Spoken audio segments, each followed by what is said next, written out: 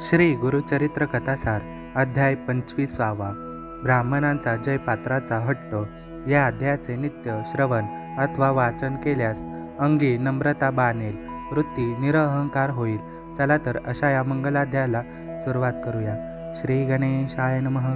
सिद्ध म्हणाले, नामधारक श्री गुरूंच्या लीलांचा विस्तार इतका मोठा आहे की त्या सर्व सांगताच येणार नाहीत। तथापि ज्या ज्ञात आहेत त्याच तुम्हाला सांगत आहे। आता पुढे काय घडले ते ऐका। विदुरा नगरीचा यवन राजा स्वभावाने अतिशय क्रूर होता।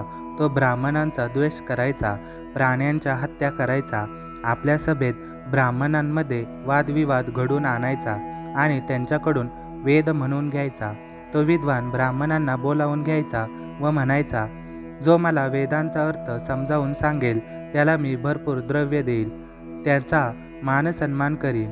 त्यामध्ये जे ज्ञानी असायचे ते आम्ही वेदज्ञ नाही असे म्हणून निघून जायचे, पण जे लोभी असायचे ते मतिहीन त्या दृष्ट यवनापुढे वेदशास्त्र वाचायचे।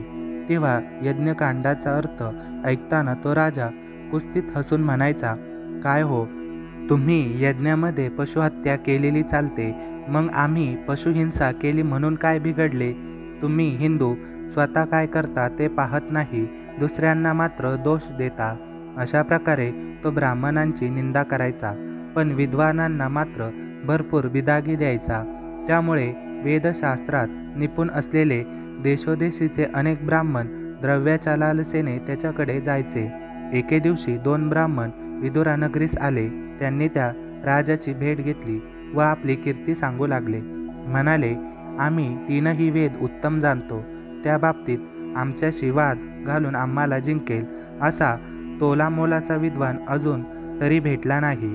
आमच्या विद्वत्तेचा सर्वत्र दबदबा आहे, म्हणून इथे कोणी वेदज्ञ असल्यास त्याची आमच्याशी 4ही वेदांवर चर्चा घडवून आणावी। त्या यवनांसाठी ते एक आव्हानच होते। त्याने आपल्या नगरीतील सर्व विद्वान ब्राह्मणांना त्वरित बोलावून घेतले व म्हणाला, तुम्ही यांच्याशी चर्चा करा। तुमच्यापैकी जे कोणी वादात जिंकतील त्यांना मी अपार द्रव्य देईल।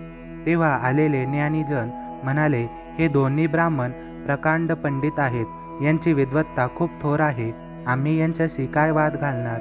तेव्हा आपल्या नगरातील विद्वान पंडितांनीही त्यांना मान दिलेला पाहून राजाने त्या दोघांचा मोठा गौरव केला। त्यांना ब्रह्मवृंदाचे प्रमुख म्हणून घोषित केले, त्यांची हत्तीवरून मिरवणूक काढली। अशा प्रकारे राजाकडून प्रतिष्ठा प्राप्त झाल्यामुळे त्यांना मोठा गर्व झाला।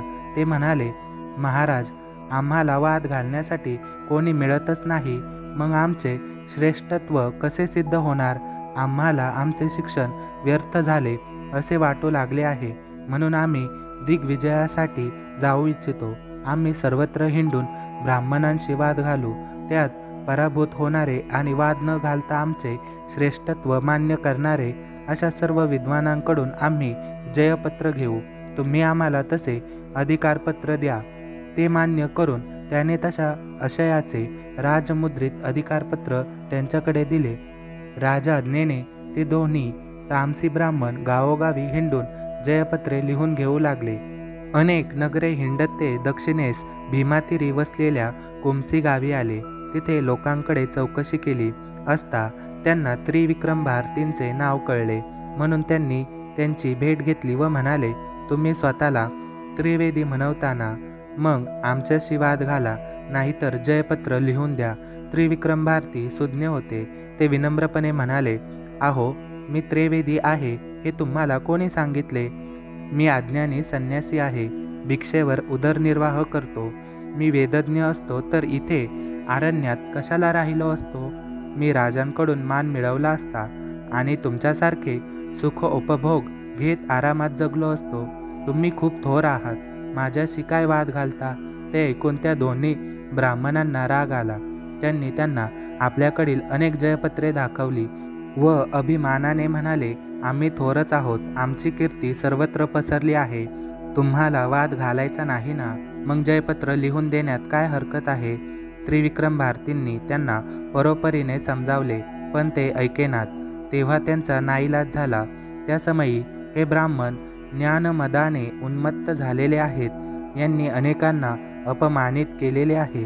या उर्मटांना शिक्षा करायलाच हवी असा निश्चय करून ते त्यांना म्हणाले, द्विजवर्य, माझे गुरु नृसिंह सरस्वती स्वामी महाराज गाणगापुराला आहेत.